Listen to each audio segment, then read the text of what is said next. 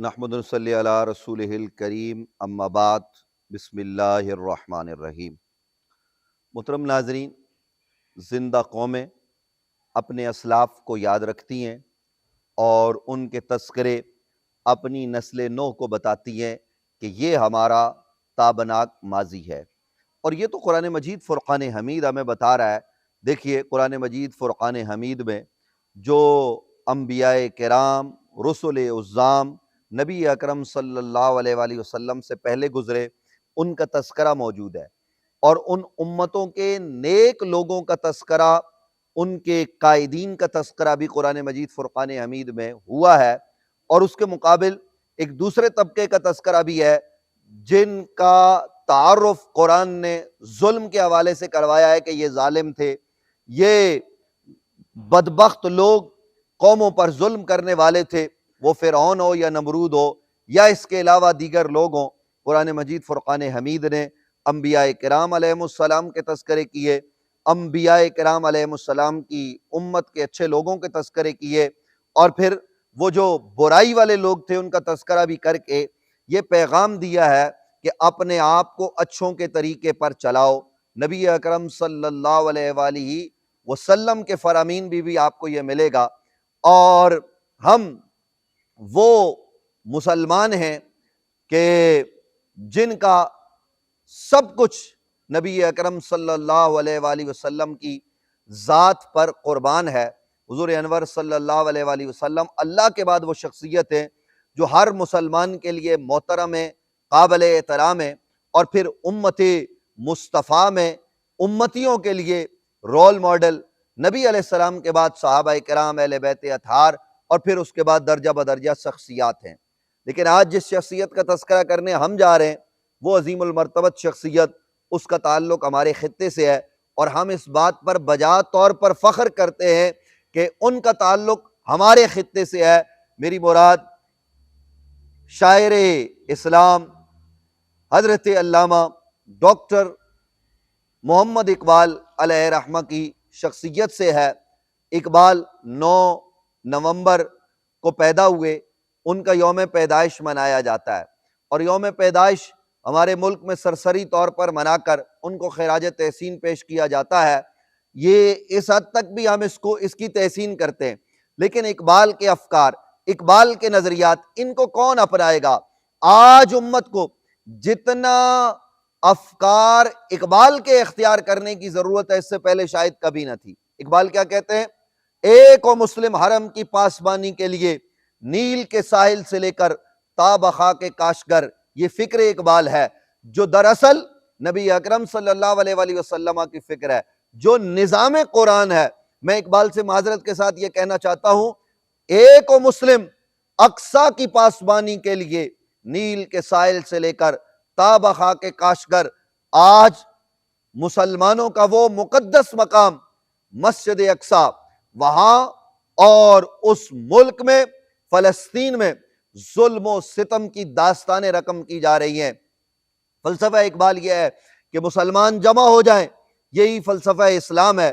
اقبال علیہ رحمہ وہ عظیم شخصیت ہے جنہوں نے اس خطے میں جب نا امیدی تھی تو امید کے دیے روشن کیے۔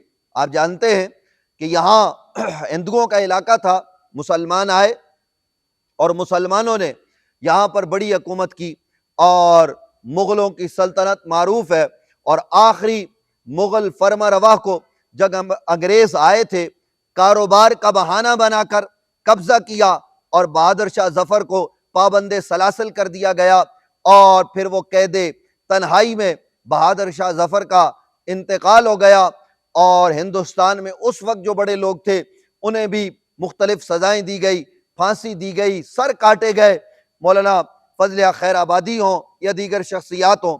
اس غلامی کے دور میں اللہ نے اہل ہندوستان پر کرم فرمایا، اور بڑی بڑی عظیم المرتبت شخصیات یہاں تشریف فرما ہوئی، اور انہوں نے اپنے حصے کا کام کیا۔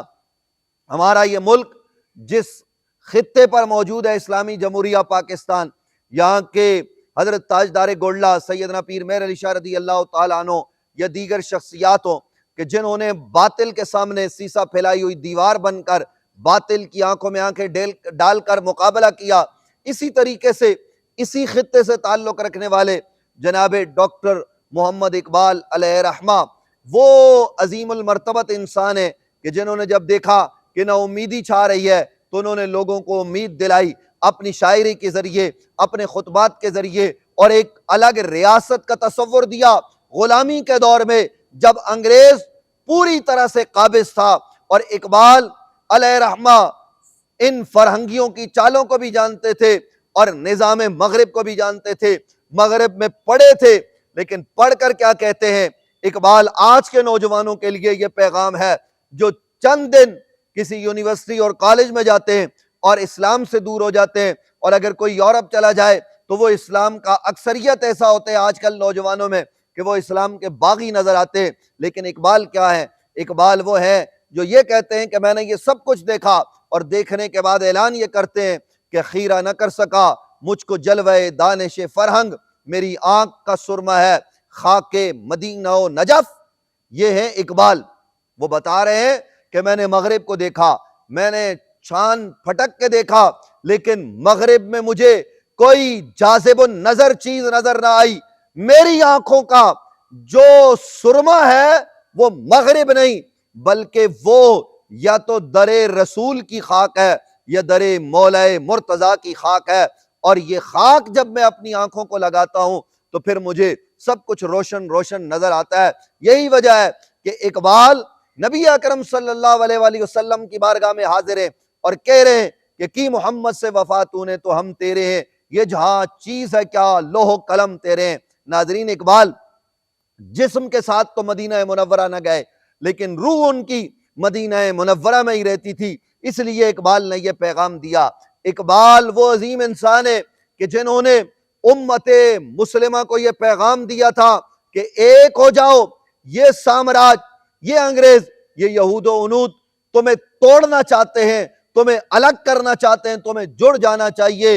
اور مسلمانوں کی جو فکر کی یعنی اتحاد پر جمع ہونے کے لیے جو چیز قابل توجہ اور سب سے زیادہ مؤثر ہے وہ ذات رسالت مآب صلی اللہ علیہ وآلہ وسلم ہے۔ اور اقبال نے اس لیے یہ پیغام دیا مسلمانوں کو کہ انگریز تو یہ چاہتا ہے کہ تمہیں نبی علیہ السلام کے در سے دور کرے، کیونکہ تم موت سے بھی نہیں ڈرتے۔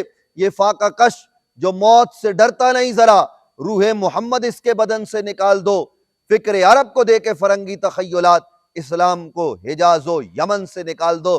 آج کیا ہوا؟ حجاز جو اسلام کا مرکز تھا، وہاں پر کون لوگ قابض ہیں؟ وہاں رقص و سرور کی محفلیں ہو رہی ہیں، اور فلسطین میں بچے ذبح ہو رہے ہیں۔ یہ حجاز سے اسلام نکالنا ہی تو ہے، اور کیا ہے؟ اور اسی طریقے سے آج ہر ملک کو اپنی فکر ہے۔ اقبال تو مسلمانوں کو متحد کرنے کا پیغام دے رہے ہیں، ایک خدا اور ایک رسول کے ماننے والے، ایک کتاب پڑھنے والوں کو اقبال کہتے ہیں ایک ہو جاؤ۔ آج فکر اقبال پر عمل کرنے کی ضرورت ہے۔ آج ہمارے حکمرانوں کو بھی، آج ہمارے سیاستدانوں کو بھی، آج ہماری بدقسمتی یہ ہے ناظرین کہ جس ملک میں ہم بستے ہیں وہاں اقبال ڈے تو منایا جاتا ہے، ہم اس کی تحسین کرتے ہیں، لیکن فکر اقبال کو اپنایا نہیں جاتا۔ فکر اقبال کیا ہے؟ فکر اقبال یہ نہیں ہے کہ جناب ایک ملک میں کچھ لوگ جو ہے وہ حکومت کریں اور غریبوں کا کوئی پرسان حال نہ ہو، مہنگائی بام عروج پر ہو اور اسلام کا کوئی لحاظ نہ ہو۔ اقبال تو یہ پیغام دیتے ہیں کہ تصور ریاست یہ ہے جس میں ایک عام آدمی اپنے امیر سے، اپنے سربراہ سے سوال کر سکے، اور یہ تصور اقبال کا نہیں، یہ تو صحابہ کرام کا ہے کہ جناب سیدنا حضرت فاروق اعظم رضی اللہ تعالیٰ عنہ 22 لاکھ مربع کلو میل کے حکمران سے ایک عورت سوال کرتی ہے اور کہتی ہے یہ اختیار عمر کا نہیں ہے، یہ اللہ نے ہمیں دیا ہے۔ تو حضرت عمر کہتے ہیں ٹھیک ہے، آج ہم اپنے حکمرانوں سے، سیاستدانوں سے ہم سوال نہیں کر سکتے۔ اقبال تو یہ پیغام دے رہے ہیں کہ آپ سوال کرو۔ اس لیے آج میں یوم اقبال پر پاکستانی لوگوں سے اور خاص طور پر نوجوانوں سے یہ کہنا چاہتا ہوں کہ اگر تم آگے بڑھنا چاہتے ہو تو فکر اقبال کو اپناؤ۔ اقبال کی فکر کیا ہے؟ اگر اقبال کے خطبات کو پڑھا جائے، اس کی شاعری کو پڑھا جائے، تو اگر میں 2 لفظوں میں سمیٹوں تو وہ یہ ہے، اول بھی اسلام ہے فکر میں، آخر بھی اسلام ہے، اول بھی محبت رسول ہے، آخر بھی عشق رسول ہے۔ جب ہم اس کو اختیار کریں گے تو پھر محترم ناظرین ہمیں کوئی بھی اسلام اور پاکستان سے دور نہیں کر سکتا۔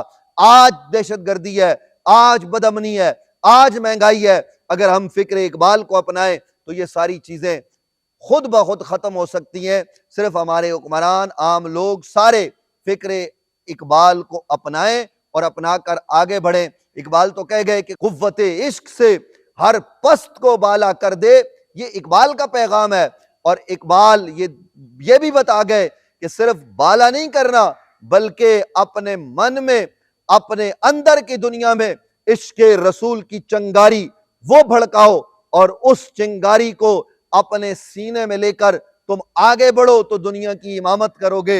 اقبال تو بتا گئے کہ اس طرح کا یہ آدمی کامیاب ہو سکتا ہے، اور اقبال وہ عظیم انسان ہیں جن کے لیے نہ صرف پورے پاکستان کو ایصال ثواب کرنا چاہیے، بلندی درجات کی دعا کرنی چاہیے، اسکول ہوں یا کالج، مدارس ہو یا قومی ادارے، ہر جگہ اقبال کو خراج تحسین پیش کرنے کے ساتھ ساتھ، اقبال کے لیے ایصال ثواب کرنے کے ساتھ ساتھ ضرورت اس امر کی ہے کہ ہم ہر میدان میں فکر اقبال کو اپنائیں۔ جب ہم اپنائیں گے تو ہم کامیاب اور کامران ہوں گے۔ اقبال کے اسی شعر پر بات کو تمام کرتے ہیں۔ اقبال نے کہا کہ محمد سے وفا تو نے تو ہم تیرے ہیں، یہ جہاں چیز ہے کیا لوح و قلم تیرے ہیں۔